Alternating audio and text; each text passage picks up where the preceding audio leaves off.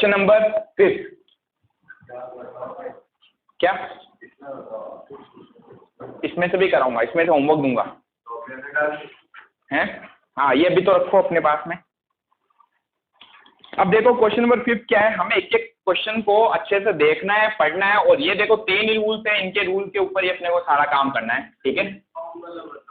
अभी समझाएंगे, डिस्काउंट वाला पूरा पॉइंट समझाएंगे, टेंशन मत लो। क्वेश्चन नंबर 5 4 तक तो अपन ने कल कर लिए थे। क्वेश्चन नंबर 5 देखो, फर्स्ट एंट्री क्या कह रहा है, business started with cash, business started with cash. तो आपकी ज्यादातर ये जो जनरल एंट्री करने के लिए बोलता है ना, इसकी स्टार्टिंग ये किससे होती है, पहला पॉइंट यही होता है कि हमने बिजनेस स्टार्ट किया और ये पैसा लगाया, ठीक है। अब बताओ, जब भी हम अकाउंट जनरल एंट्रीज करते हैं तो आप अपने आप को हमेशा बिजनेस मानते हो कि बिजनेस का ओनर मानते हो?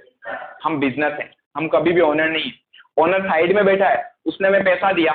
तो बताओ, जब हम बिजनेस स्टार्ट करेंगे तो हम बिजनेस हैं, तो बिजनेस के पास पैसा आएगा, कैश आएगी। बताओ, कैश आने पर क्या करते हैं, डेबिट, ठीक है। तो बताओ कितनी कैश आई, 1,20,000। अगर इसको एनालिसिस करें तो सबसे पहले हमने कहा दो साइड कौन कौन से अफेक्ट हो रही, पहले तो पता लगाओ, ठीक है। तो एक तो हमारे पास कैश आएगी, और दूसरा हमने कहा जब भी बिजनेस स्टार्ट किया जाए तो हमेशा एक अकाउंट ओपन होता है, कैपिटल का अकाउंट, ये याद रखना अपने को, ठीक है। कैश हमारे लिए हमेशा क्या होती है, एसेट्स होती है, और एसेट से रिलेटेड जो अकाउंट होते हैं वो रियल अकाउंट होते हैं, ठीक है। कैपिटल जो है वो रिप्रेजेंट करता है, किसको रिप्रेजेंट करता है, बिजनेस के ओनर को, और ओनर को जो रिप्रेजेंट करता है वो अकाउंट कौन सा होता है, पर्सनल अकाउंट, ठीक है। फिर इनका रूल लगाओ, एसेट से रिलेटेड अकाउंट क्या कहता है, the things which comes in business will be debited. Business में जो भी चीज आए उसे डेबिट करो। बताओ कैश आई या गई, आइए, बिजनेस का ओनर बिजनेस में पैसा लगा रहा है तो कैश आ रही है हमारे पास, तो हम लिखेंगे कैश कम्स इन, और जो चीज बिजनेस में आए उसे क्या करो, डेबिट करो, ठीक है। कैपिटल रिप्रेजेंट करता है, रिप्रेजेंटेटिव अकाउंट कौन से होते हैं, पर्सनल अकाउंट होते हैं। पर्सनल अकाउंट का रूल क्या कहता है, debit the receiver, credit the giver. बताओ कैपिटल किसको रिप्रेजेंट कर रहा है, बिजनेस के ओनर को। ओनर रिसीवर है कि गिवर है, ओनर गिवर है, वो हमें पैसे दे रहा है ना, तो देने वाला हो गया। गिवर को हमेशा क्या करते हैं, गिवर को हमेशा क्रेडिट करते हैं, बस हो गई एंट्री। यही तो देखना है, क्या डेबिट करना और क्या क्रेडिट करना, ठीक है। बिजनेस में कैश आई तो कैश अकाउंट डेबिट, जो भी चीज बिजनेस में आए उसे डेबिट करो टू कैपिटल अकाउंट, 1,20,000, समझ गए। ये फर्स्ट ट्रांजेक्शन हो गया हमारा। Second transaction, goods purchase in cash, अभी अभी पॉइंट किया था, गुड्स परचेज्ड इन कैश। तो जैसे ही हम ट्रांजेक्शन देखते हैं तो देखते पहले दिमाग में क्या चीज आनी चाहिए कि इसमें कौन कौन से दो अकाउंट अफेक्ट हो रहे हैं, ठीक है। तो 10,000 का हमने गुड्स परचेज किया। जब भी गुड्स परचेज किया जाए तो पहला अकाउंट तो परचेज का ओपन हो जाता है, ठीक है। जब हम गुड्स परचेज करेंगे तो एक तो हमने कहा परचेज का अकाउंट, और दूसरा बताओ पैसा देंगे हम उसको, कैश जाएगी मेरे यहाँ से, दूसरा क्या अफेक्ट होगा, कैश अकाउंट, ठीक है। परचेज नहीं, अभी इनको थोड़ा समझ लो, तो अभी आप सीधा करोगे तो फिर परचेज में बताओ क्या इन्वॉल्व होता है, गुड्स या थिंग्स बोल सकता है उसको मैं, थिंग्स। जब हम गुड्स परचेज करते हैं तो इसमें हमारे पास कोई चीज आती है, वस्तु आती है, थिंग्स से रिलेटेड अकाउंट रियल अकाउंट होते हैं। फिर हमने कहा कैश, कैश हमारे लिए क्या, एसेट्स है, इसे हम बिजनेस में यूज लेते हैं, उससे रिलेटेड अकाउंट रियल अकाउंट होते हैं। रूल क्या कहता है रियल अकाउंट का, things comes in debit, goes out credit. बताओ जब गुड्स परचेज करेंगे तो गुड्स आएगा कि जाएगा, कम्स इन, हमारे पास आएगा ना गुड्स। तो हमने कहा गुड्स क्या हो रहा है, आ रहा है, कम्स इन, इसलिए उसको क्या करो, डेबिट। और जब गुड्स परचेज करूंगा तो मुझे पैसा पे करना पड़ेगा, कैश हमारे यहाँ से जाएगी, कैश जाने पर क्या करो, क्रेडिट, यानी कि कैश जा रही है, गोज आउट, जो चीज जाती है उसे क्रेडिट करो, ठीक है। एंट्री बन गई। परचेज को डेबिट करना है, कैश को क्रेडिट करना है। ठीक है, देखो जहां आपको कुछ समझ नहीं आया ना, वहां 70% मैंने क्या कहा, ट्रांजेक्शन में कैश इन्वॉल्व होती है। कैश तो कैश तो आपको कहीं ना कहीं मिल ही जाएगी। ठीक है, कुछ ट्रांजेक्शन ऐसे होते हैं जहां पर कैश नहीं होती, तो कैश में आपको स्पेशली क्या सोचना पता है, पैसा आ रहा है कि जा रहा है। अगर कैश आ रही है तो आपको क्या करना है, डेबिट करना है। अगर कैश जा रही है तो क्रेडिट करना है। अब बताओ, जब मैं गुड्स परचेज करता हूं तो कैश आएगी या जाएगी? जाएगी ना। मैं परचेज कर रहा हूं तो मुझे पे करना पड़ेगा उसको, कैश जाएगी हमारे यहाँ से, तो कैश को क्रेडिट कर दो बस। कैश आए तो डेबिट, कैश जाए तो क्रेडिट। तो हमने कहा कैश जा रही है तो क्रेडिट करना है, और क्रेडिट को रिप्रेजेंट करने के लिए वर्ड यूज लेते हैं टू कैश अकाउंट। अब एक चीज समझ में आ गई, कैश जो है वो क्रेडिट हो गया, तो अब डेबिट क्या होगा, परचेज डेबिट होगा। कई बार ऐसा भी सोच सकते हैं अपन। ठीक है, इतना बड़ा करने की जरूरत नहीं है अपने को। तो हमने कहा purchase account debit to cash account 10,000। ठीक है, थर्ड ट्रांजेक्शन देखो क्या हुआ है, प्राप्त किराया, रेंट रिसीव किया अपन ने, रेंट रिसीव। अब इसको अच्छे से सोचो, रेंट रिसीव जब हम करेंगे 5,000, तो दो अकाउंट कौन कौन से अफेक्ट होंगे। वापस मैंने कहा पहले दिमाग लेके जाया करो कैश। बताओ, किराया मिल रहा है अपने को, रेंट मिल रहा है, हमारे पास कोई प्रॉपर्टी पड़ी होगी, हमने किराए पर दे दी, रेंट आया तो कैश मिलेगी कि नहीं मिलेगी? मिलेगी। कैश आए तो क्या करो, डेबिट करो। तो यही तो पॉइंट है, कैश आए तो डेबिट करो, कैश जाए तो क्रेडिट करो। तो यहाँ एक चीज तो साफ पता चल रही है अपने को, पैसा आ रहा है, कैश आ रही है। तो अगर इसको मैं डायरेक्टली एंट्री करना चाहूं तो क्या लिखूंगा, cash I, cash account debit 5,000। और दूसरी चीज पता है क्या है, रेंट, टू रेंट अकाउंट। जब भी हम कैश लिखते हैं तो इसके साथ में हमेशा पता है क्या लिखा जाता है, उसका सोर्स। पैसा आया ना, कहां से आया, रेंट के थ्रू आया। इसको भी देखो ध्यान से, कैश आई बिजनेस में, क्यों आई, कैपिटल के थ्रू आई। यहां पर कैश गई, क्यों गई, परचेज किया गुड्स इसलिए गई। समझ पा रहे हो? तो कैश के साथ हमेशा उसका सोर्स लिखा जाता है। ठीक है, अब इसको अगर अपन लॉजिक से चलें, कैश बिजनेस में आ रही है इसलिए डेबिट किया, और रेंट हमें मिल रहा है, हमारी इनकम है, और इनकम हमेशा क्या होती है, क्रेडिट होती है। ठीक है, फोर्थ पॉइंट करो, बकाया वेतन, आउटस्टैंडिंग।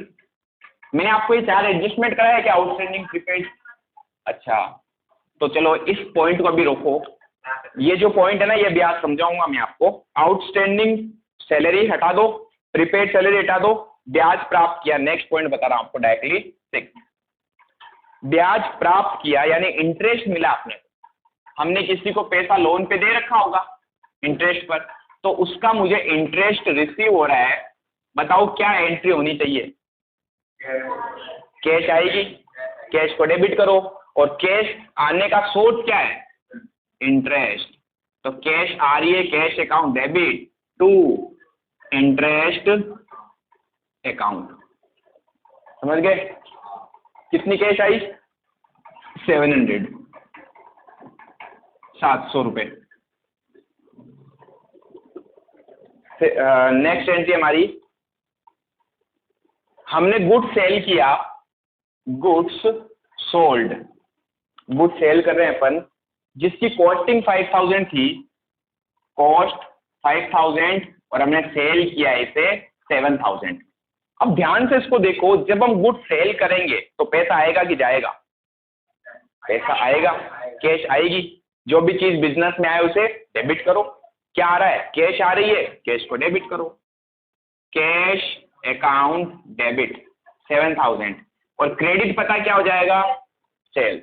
जब गुड्स परचेज किया जाता है ना, तो परचेज का अकाउंट ओपन होता है, और जब गुड्स सेल किया जाता है तो सेल्स का अकाउंट ओपन होता है। ठीक है, परचेज में गुड्स आता है हमारे पास, इसलिए हम उसको डेबिट करते हैं। सेल्स में गुड्स जाता है हमारे यहाँ से, ठीक है, इसलिए हम उसे क्रेडिट करते हैं। To sales account 7,000। ठीक है, नेक्स्ट पॉइंट है, ये वाला भी मुझे आपको कराना पड़ेगा, गुड्स लॉस्ट बाय फायर। तो एक बार आप यहां तक कर लो, फिर उसके बाद में आज अपन कुछ डिफरेंट पॉइंट पढ़ेंगे।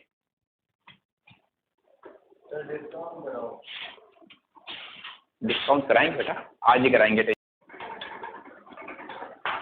अब देखो परचेज वाला इस पॉइंट को अब अच्छे समझना। जब भी हम गुड्स परचेज करते हैं ना, तो हमेशा परचेज क्या होता है पता है? डेबिट होता है। और इसके डेबिट होने का रीजन क्या है? क्योंकि हम गुड्स जब परचेज करते हैं तो हमारे पास कोई चीज आती है ना, गुड्स हमारे पास आता है, और हमारा रूल कहता है जो भी चीज बिजनेस में आए ना, कम से उसे डेबिट करो, इसलिए हम परचेज को डेबिट करते हैं। कुछ कंडीशंस ऐसी होती है जहां पर परचेज को क्रेडिट भी किया जाता है। क्या बोला मैंने? कुछ कंडीशंस ऐसी होती है जहां परचेज को क्रेडिट भी किया जाता है। इंपॉर्टेंट पॉइंट है ये, इसलिए हम वो कंडीशंस अब पढ़ने वाले हैं जब हम परचेज को क्रेडिट करेंगे। ठीक है, बाकी अगर कोई पूछ ले कि परचेज क्या होता है, तो हम कहेंगे सिंपली तो परचेज क्या होगा? डेबिट ही होगा। लेकिन कुछ ऐसी कंडीशंस होती है, एक्सेप्शनल कंडीशन, जहां पे परचेज को क्रेडिट करना पड़ता है, और वो कंडीशन क्या है सुनना अच्छे से। तो हम लिख रहे हैं special case, special entries when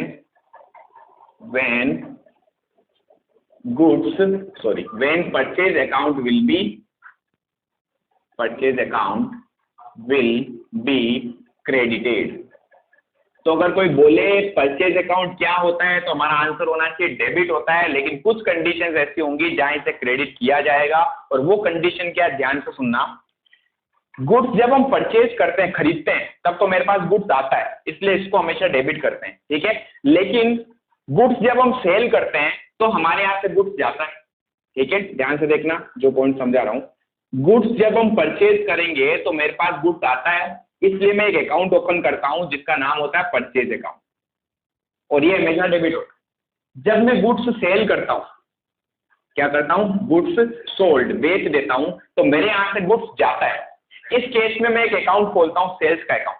ठीक है, अच्छा इसमें अगर क्रेडिट में लिखे हैं तो टू कैश, उनका भी पैसा दिया मैंने उसको, परचेज में गुड्स आया इसलिए डेबिट किया, कैश मेरे यहाँ से गई इसलिए क्रेडिट किया, गोज आउट क्रेडिटेड। गुड्स जब सेल करते हैं तो क्या होगा? पैसा आएगा, कैश आएगी, तो जो चीज आए उसे डेबिट करना अपने को, cash account debit, cash I. और जब गुड्स सेल करते हैं तो हम अकाउंट ओपन करते हैं सेल्स का ही, तो हम लिखते हैं टू सेल्स। ठीक है, यहां तक कोई दिक्कत? Purchase always will be debited, but वो कंडीशन जहां पर हमारे यहां से गुड्स जो है वो डिक्रीज हो रहा है, कम हो रहा है। बताओ गुड्स के कम होने का रीजन क्या है? हमारे यहां से गुड्स कम हो गया। क्या सेल करते हैं तो गुड्स कम होता है क्या? होता है, मेरे यहां से गुड्स चला जाता है। ठीक है, अब मैं क्या कह रहा हूं? Purchase always will be debited, but कुछ कंडीशंस ऐसी होती है जहां परचेज को क्रेडिट किया जाता है, और वो कंडीशंस क्या होती है? जब हमारे यहां से गुड्स कम तो हो रहा है, लेकिन उसके कम होने का रीजन जो है ना, वो सेल्स नहीं हो। अगर गुड्स कम हो रहा है और सेल के कारण कम हो रहा है, रीजन क्या है? सेल, तब तो हम सेल्स का अकाउंट क्रेडिट करते हैं। भाई सेल होगा तब तो सेल्स का अकाउंट ओपन करूंगा। ठीक है, लेकिन हमारे यहां से गुड्स कम हो रहा है, लेकिन कम होने का रीजन सेल नहीं है, तो उस केस में हम परचेज को क्रेडिट करेंगे। Purchase account will be credited, ये याद रखो। कोई अभी समझाते हैं। मैंने गुड्स सेल कर दिया, कौन सा अकाउंट ओपन करना है? सेल्स का। लेकिन मैंने कहा आग लग गई बिजनेस में, क्या लग गई? और गुड्स जलकर खत्म हो गया। अब बताओ गुड्स कम हुआ कि नहीं हुआ? कम तो हुआ, लेकिन क्या कम होने का रीजन सेल था क्या? नहीं, यहां कम होने का रीजन क्या था? आग लग गई, फायर। ठीक है, तो इस केस में क्या मैं सेल लिखूं? गुड्स कम तो हुआ ना, लेकिन रीजन क्या है? आग लगना, सेल नहीं है। तो सेल्स के अलावा जब भी कभी गुड्स बिजनेस से कम होता है, तो उस केस में मुझे परचेज को क्रेडिट करना पड़ेगा। अभी एनजी बताऊंगा मैं आपको, पहले तो मैं पॉइंट समझाना चाह रहा हूं कि ये समझ गए ना आप। गुड्स कम हो रहा है, लेकिन सेल के कारण गुड्स कम नहीं हो रहा। बहुत सारे रीजन हो सकते हैं जब हमारे बिजनेस में गुड्स कम होता है। लॉस बाय फायर हो सकता है, लॉस बाय थेफ्ट, गुड्स चोरी हो गया, हमारे एम्प्लॉइज ने किसने गुड्स चुरा लिया। अब बताओ गुड्स कम तो हुआ, लेकिन सेल थोड़ी ना हुआ है। सेल होता तब तो मैं सेल थोड़ी यूज लेता, लेकिन गुड्स कम हो रहा है और कम होने का रीजन सेल नहीं है, तो मैं क्या करूंगा? परचेज को हमेशा क्रेडिट करूंगा। अब हमें वही कंडीशंस देखनी है कि ऐसी कौन कौन सी कंडीशन होती है। ये चीज समझ गए? इसको यहां तक उतारो पहले तो फटाफट, इस पॉइंट को, इंपॉर्टेंट पॉइंट है ये। इसको लिखने की जरूरत नहीं है, लिखना चाहो तो लिख लो, बाकी इसको तो उतारो फटाफट।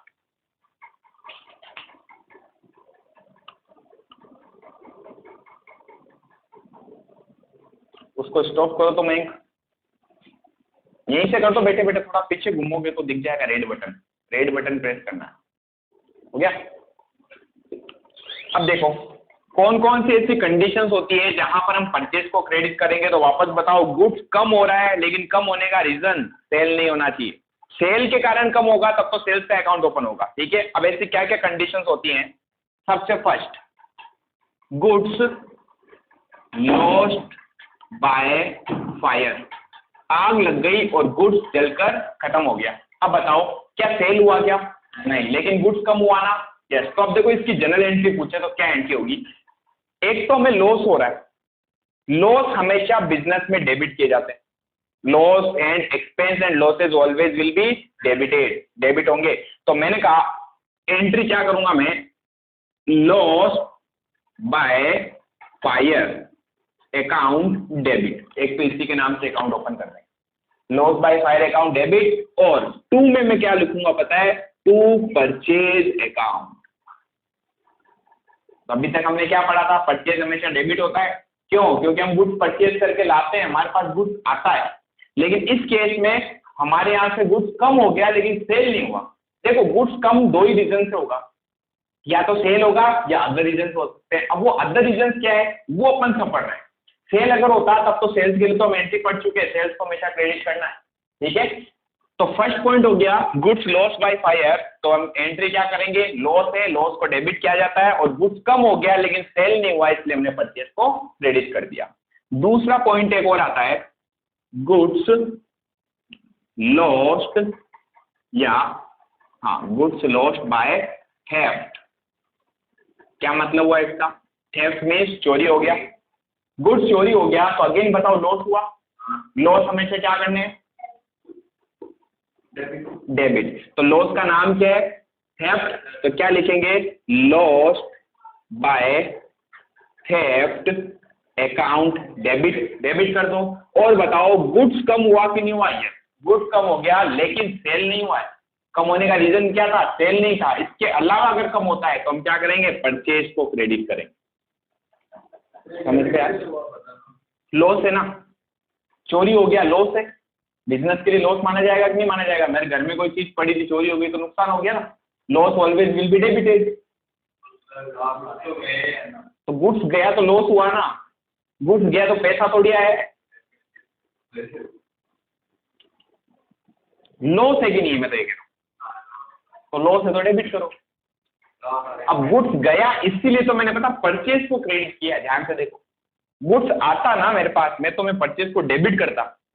यहां पर गुड्स कम हो गया लेकिन रीजन सेल नहीं है, इसलिए मैंने परचेज करे हुए उस गुड्स को क्या कर दिया? कम कर दिया। वो अंदर बैठे होंगे, इनका टाइमिंग आपके शायद 5 साढ़े 5 का है, आप इसको जल्दी ले जा रहे हो। 5 बजे का टाइम है, ठीक है। वो अभी 2 मिनट आप बैठो, अभी आ जाएंगे, अभी जस्ट आए हुए थे सर। नेक्स्ट देखो, goods lost by fire, goods lost by theft. Third point है, और बताओ ऐसे कौन सी रीजन हो सकते हैं जब गुड्स कम हो रहा है लेकिन सेल नहीं हो रहा? सोचो, हम बिजनेसमैन है, बिजनेस चला रहे हैं, इतना तो सोच ही सकते हैं। एक वर्ड सुना आपने, फ्री सैंपल। जब भी कोई कंपनी नए प्रोडक्ट मार्केट में लॉन्च करती है ना, बिल्कुल नया प्रोडक्ट, तो वो लोगों को फ्री में चीज देती है। वो कहती है आप एक बार टेस्ट करो, अगर अच्छी लगे तो आप बाद में परचेज करना, हम फ्री में दे रहे हैं ये वाली चीज तो आपको। तो हमने उस गुड्स को फ्री सैंपल में दिया, डिस्ट्रीब्यूट किया एज अ फ्री सैंपल, ठीक है। अब बताओ ये भी हमारे लिए लॉस है या नहीं? लॉस तो है। क्या सेल हुई? क्या सेल कहाँ हुई है? फ्री में दे रहे हम तो लोगों को, समझ पा रहे हो? तो अब इस केस में हमने कहा फ्री सैंपल वाला क्या हो जाएगा? लॉस है, इसलिए इसको क्या करना? डेबिट। तो एंट्री हो जाएगी फ्री सैंपल अकाउंट डेबिट, और 2 में क्या आ जाएगा? Purchase account. समझ पा रहे हो?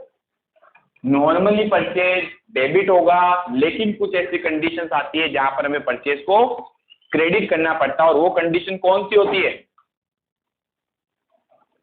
गुड्स कम हो रहा है लेकिन सेल नहीं हो रहा।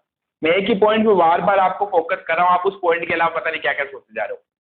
गुड्स कम हो रहा है लेकिन सेल नहीं हो रहा, सेल्स से अगर कम होगा तब तो सेल्स का अकाउंट आएगा, सेल्स के कारण, सेल्स के अलावा अगर कोई भी रीजन होता है तो हम परचेज को क्रेडिट करते हैं, ठीक है। फोर्थ पॉइंट और क्या हो सकता बताओ, डोनेशन में हमने क्या दे दिया, goods given as a donation, ये भी हो सकता है क्या, डोनेशन या फिर चैरिटी, हमने दान में दे दिया। बिजनेस में जो गुड्स है, जिस चीज की हम ट्रेडिंग कर रहे हैं, वो चीज मैंने दान में किसी को दे दी। अब बताओ मेरे यहाँ से गुड्स कम हुआ कि नहीं हुआ, कम तो हुआ, लेकिन कम होने का रीजन क्या था, क्या सेल है क्या, नो। तो इस केस में लॉस का नाम क्या रखेंगे, डोनेशन या सेल। अब कई बच्चे भावुक हो जाते हैं, सर डोनेशन लॉस कैसे हो गया, बिजनेस है और बिजनेस की तरह ही सोचना है, मैंने कोई चीज दी इसके बदले मुझे कुछ नहीं मिला तो मेरे लिए लॉस है। हमारे से भी मत बन जाना कि सर डोनेशन है तो क्या हो गया, तो डोनेशन या चैरिटी क्या होगा, लॉस होगा। तो क्या एंट्री करेंगे, लॉस को तो हमेशा डेबिट करते हैं, लॉस का नाम डेबिट कर दिया, और टू में गुड्स कम हो गया इसलिए क्या लिखूंगा, टू परचेज अकाउंट, ठीक है। कोई दिक्कत यहां तक। एक एंट्री और होती है, goods withdraw for personal use. ये क्या है, बिजनेस अलग होगा और बिजनेस का ओनर अलग होगा। बिजनेस के ओनर को कई बार बिजनेस का गुड्स चाहिए होता है, जिस चीज की हम ट्रेडिंग कर रहे हैं। सपोज कीजिए हमारी किराने की शॉप है, तो हम वो शॉप वाले मालिक नहीं है, हम शॉप है, ठीक है। ओनर को घर में जरूरत पड़ गई किराने के सामान की, आटा लाना, तेल लाना है, ठीक है। वो आया हमारे पास, बिजनेस के पास, और बोला मैं लेके जा रहा हूँ, तो ठीक है। तो बिजनेस के ओनर ने अपने पर्सनल यूज के लिए बिजनेस से गुड्स विड्रॉ कर लिया, विड्रॉ कर लिया। बताओ क्या एंट्री होती है। तो मैंने आपको एक चीज बता रखा है, जब भी ये वर्ड आ जाए पर्सनल यूज, तो इसका मतलब होगा ड्रॉइंग। पर्सनल यूज के अंदर हम एक अकाउंट ओपन करते हैं जिसका नाम होता है ड्रॉइंग, और ड्रॉइंग रिप्रेजेंट करता है बिजनेस के ओनर को, ठीक है। तो जब भी लिखा हुआ जाए, चाहे गुड्स विड्रॉ आए, या अगर मैं यहाँ ये भी लिख दूं ना कैश विड्रॉ, बिजनेस का ओनर हमसे पैसा लेके चला गया, मैंने कहा तो भी पर्सनल यूज के लिए लेके गया, हमने कहा यस ड्रॉइंग का अकाउंट ओपन करो। तो जहां ये वर्ड दिख जाएगा पर्सनल यूज, तो हम क्या करेंगे, ड्रॉइंग का अकाउंट ओपन करेंगे, और ड्रॉइंग का अकाउंट हमेशा ही डेबिट होगा, ये कभी क्रेडिट हो ही नहीं सकता, ठीक है। और बताओ गुड्स कम हुआ कि नहीं हुआ, गुड कम हो गया, तो टू परचेज। ये कुछ कंडीशंस है जहां हम परचेज अकाउंट को क्या करते हैं, क्रेडिट। इसके अलावा जब भी गुड्स हम परचेज करते हैं, खरीद के लाते हैं, तो परचेज हमेशा डेबिट होता है, क्योंकि उस टाइम हमारे पास गुड्स आता है। लेकिन कुछ ऐसी कंडीशंस होती है जहां पर परचेज को क्रेडिट किया जाता है, और वो कंडीशन क्या है, क्या पॉइंट रट्टा मारोगे या पॉइंट को दिमाग में डालोगे। बिजनेस का जो ओनर है उसने पर्सनल यूज के लिए गुड्स विड्रॉ कर सकता है, कैश विड्रॉ कर सकता है। वर्ड आना चाहिए पर्सनल यूज। पर्सनल यूज का मतलब ही क्या है, ड्रॉइंग है, बस, ठीक है। अब वो हमें देखना है, अगर गुड्स विड्रॉ किया तो हम लिखेंगे टू परचेज। अगर ये कैश विड्रॉ कर लेता तो मैं ड्रॉइंग को तो डेबिट ही रखता और मैं टू में लिखता टू कैश, मेरे यहां से कैश गई, समझ गए। तो ये कंडीशन है हमारे पास में, बताओ। मेडिकल की है, मेडिकल में दवाई एक्सपायर, हाँ गुड्स एक्सपायर होता है तो लॉस हो गया, वेरी गुड, अच्छी बात है। तो क्या लिखेंगे, गुड्स लॉस्ट बाय, अब यहाँ तो कुछ लिख भी नहीं सकते, गुड्स एक्सपायर अकाउंट डेबिट, ठीक है। और टू में आ जाएगा परचेज। बट ऐसी एंट्रीज हमने अभी तक करी नहीं है अकाउंट्स में। अच्छा है आपने नया पॉइंट बताया आज हमें। चलो यहाँ तक उतारो फटाफट, एक्सपायर करने में माहिर है हम तो। Goods distribute as a free sample of ₹5 lakh. Entry कौन बताएगा इसकी, सोचो आराम से। 5 lakh distribute as a free sample 5 lakh. पहले तो बताओ लॉस है कि नहीं है, लॉस है।